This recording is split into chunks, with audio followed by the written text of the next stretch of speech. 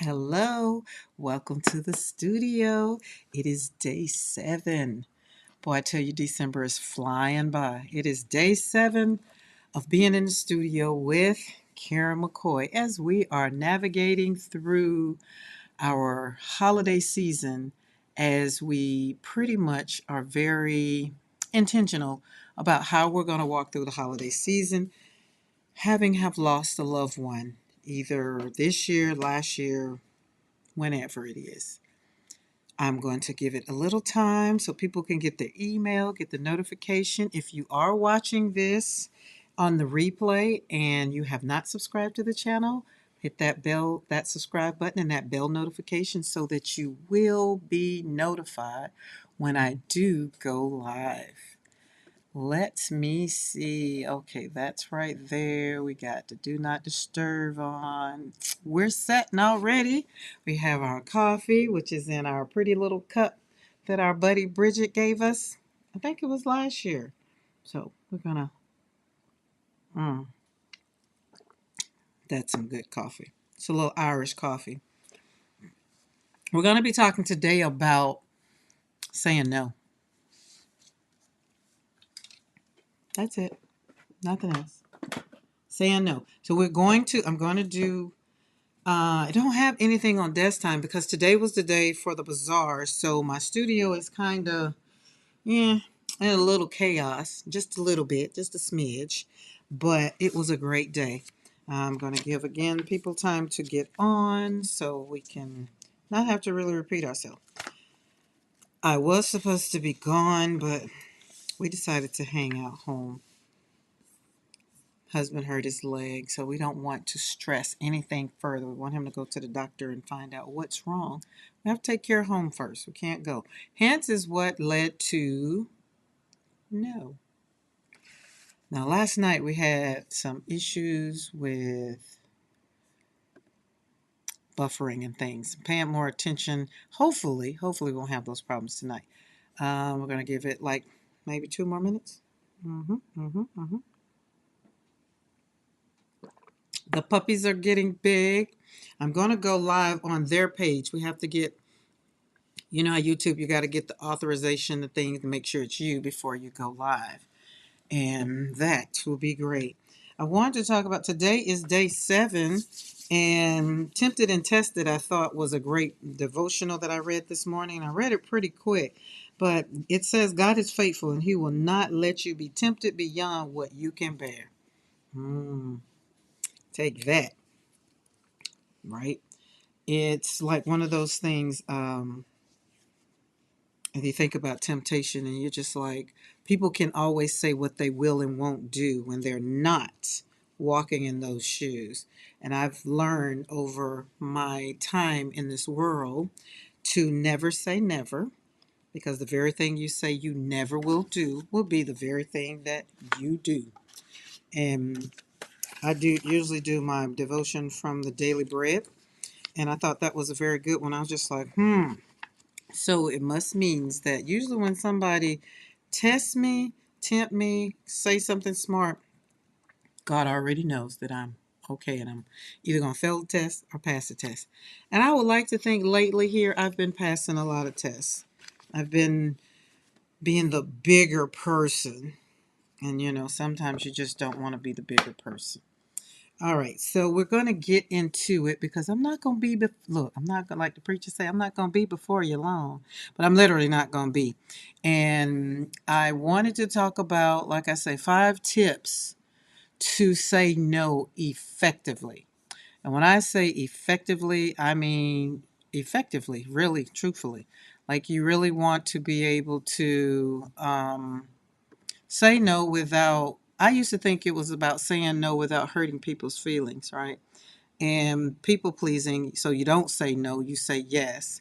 And then at the end of the day, it's like, did I really want to do that? Do you really want to do this? Or did you really mean to say that? And at the end of the day, most of the time, you just should have said no and kept it moving, right? And that's how that works out. Um, so for me, I'm going to give you my little synopsis of how I'm learning, Remember, everything that I usually, oh, let's change the mode on here because it's a little, drinking my coffee and then I got on long sleeve. It's a little warm, so we're going to get some air. Yes, and the temperature outside, it's about 41, but yes, I just cut the air conditioner on because it's a little warm. But on your grief journey and the holidays, so we have your grief journey and and the holidays, and those two right there are like trains ready to collide, and you don't know, like you're doing something and you're trying to ask yourself, how did I do that? Like, how did that really happen, right? And the whole thing is it happened because you didn't have boundaries. Remember yesterday we talked about boundaries and expectations. All these things really go together because when you really think about it, these are not just for grieving. These are just really some things that in my everyday life that I use, but I just happen to be using them more now on my grief journey. Okay. But saying no, it can be challenging, right? Like it really can be challenging. Like you think about it and somebody asks you, can you do such and such? And you're like, sure. But sometimes you need to say no. Sometimes you just really, really, really need to say no. And it's okay to say no. No is a complete sentence. You don't have to think about it. You don't have to decide how you're going to navigate it. You really don't have to do any of the things. No is very much so a complete sentence. Can you go to the store for me? No. And then just be done with it. But most of the time, we don't say no confidently and we don't say no respectfully. Because why? We're not taught to say no. We're taught to say yes because it's better to give than it is to receive, right? Think about this. The number one thing, the number one that I decided to put on number one on my list is to be clear and direct with a smile. Now that's where usually where mine come along. It's like I'm usually like no, and it has a little funky attitude to it. That's not what we're talking about. We're not talking about being that way. I'm talking about using straightforward language to express your decision. No. Avoid being vague. Well, maybe I'll think about it or I won't be able to take you right now. But you really don't want to. Just say no. So that's what I'm talking about. Be clear and direct. And why does this work? Being clear eliminates ambiguity, right? And prevents follow up pressure because you know they're going to circle back, right? So just be clear. Do you want to go? No. Do you want me to cook? No. Do you want me to, let's see, one that I'm always getting is can you? And the answer is when people start off with can you, the answer is usually going to be no for me. And it's like sometimes you get the grandkids because I have grandkids, right? And so you get the will you, and I'd be like, nah. Well, normally it's like, well, let me see. And then of course, like they say, they're gonna circle back. And so you have to be prepared. Just answer the question. You already know whether you want to do it or not. So be clear and concise is number one. Number two is let's see. Offer a brief explanation. Only if it's appropriate. Something like, do you want to keep the kids for the summer? No. I don't think it needs an explanation. But sometimes I usually have to give an explanation. It's like, no, I'm an empty nester now. I'm trying to see what my house is without kids in it. So therefore, my summers, I am taking traveling, doing things, working. I don't have to worry about babysitters. That's the explanation. And I think over the last couple of years, I pretty much just say no and people get it. Even my grandkids be like, "Oh no, okay, not now. Maybe next summer, but no to this summer." Something like that. But when you offer a brief explanation, you got to feel confident, right? You got to be comfortable in what you're trying to say because this shows that you really, really, really, really have thought about it and you're not doing it to be mean, right? Because that's not what we're trying to do. We're not trying to be mean, but offer a brief explanation is number two.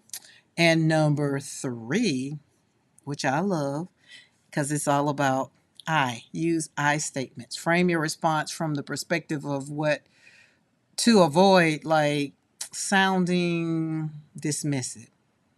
I feel I need to focus.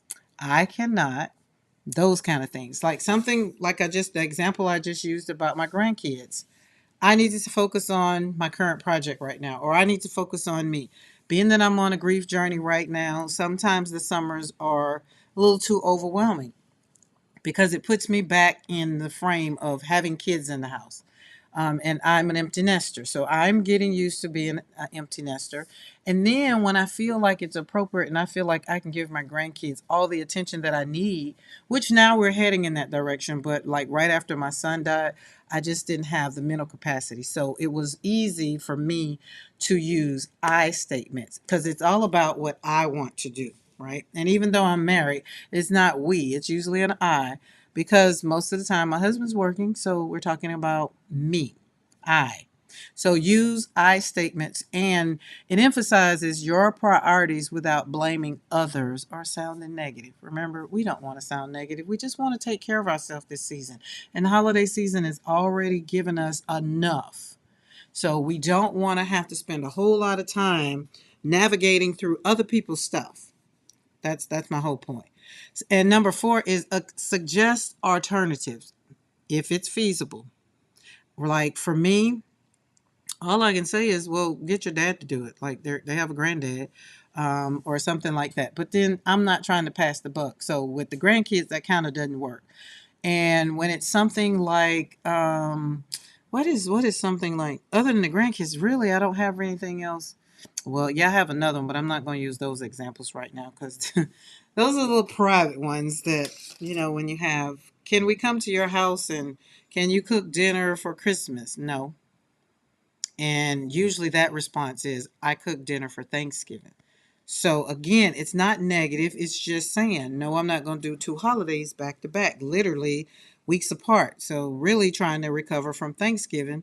Not that that was a bad one or took a lot out of me. It's just that I know that going forward, I am going to focus on me for the Christmas holidays. Why? Because as we know, December 17th, both of my kids' birthdays. So I need to be able to come here, get in the studio, get on live, talk to you guys without having to worry about other things. That's not my lane. I don't know how to. I mean, some parents know how to navigate the social media, the kids in the house, and all the things because that's their normal, right? It's not my normal. Okay. That's all I'm saying. So suggest alternatives. And number 5 is we're going to practice saying no with confidence.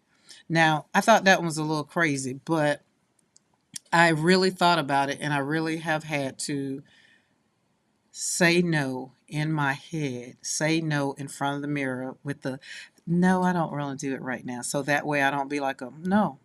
And then you have this really kind of mean look about it. And they be like, yeah, she had a little funky attitude, because we already have the RBF face. So kind of don't want to say no with that. But you do want to say it with confidence. Would you like to go shopping? And if you are already feeling like the world is already taken enough for you, it's okay to say no.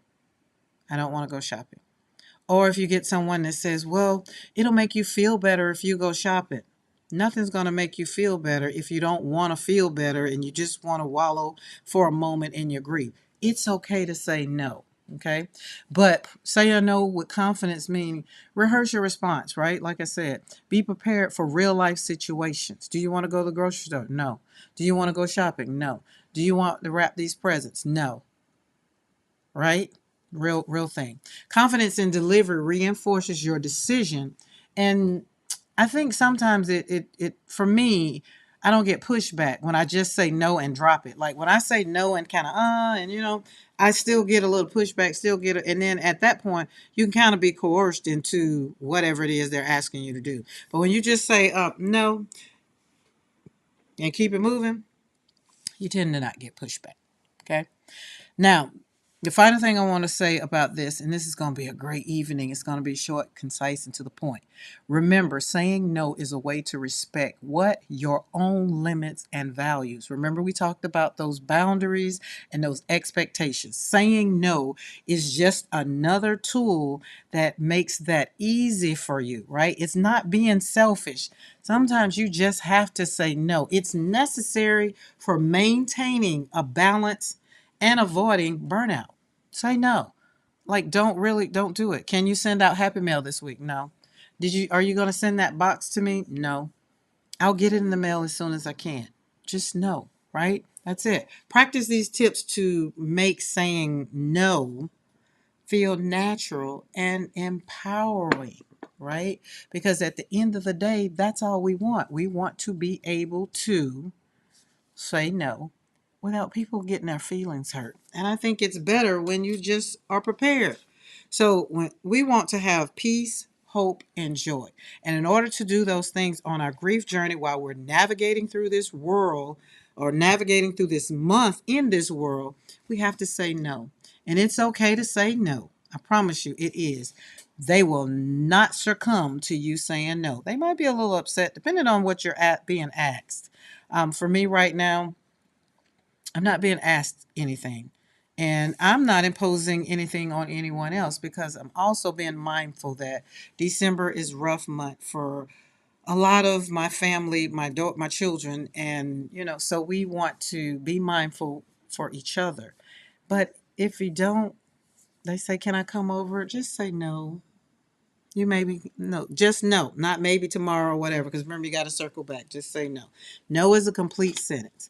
All right. If you're watching this and anything that I've said resonated with you and the channel you've scrolled through my YouTube channel and you like anything, hit that subscribe button and that bell notification so you are notified when I do go live, right? Because I don't have a set schedule, and unfortunately, the way my life is set up right now, I don't think I'm going to have one anytime soon. You know? So, do I have a set schedule? No. See how I did that? It's okay. But hit that subscribe button and that bell notification. Seriously though, because I would love for you to join our community of support, not only through the holiday seasons, even after. We got the Roddies, we got the art. I went to the bazaar today. The bazaar was wonderful. So if you're watching the replay, for everybody that was praying, we made some sales. We didn't sell out, but we did sell out of joy, hope, and peace because it was a beautiful day.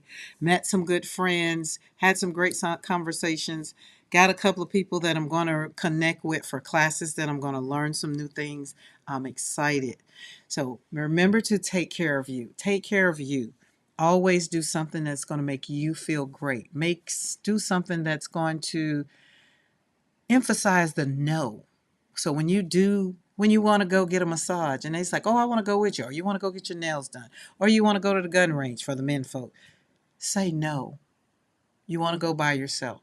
Take time for yourself. You know why? Because we can't pour from empty cups. You guys have a great one. Thank you for joining. Those of you watching the replay, please leave a comment. Is it hard for you to say no? Let me know.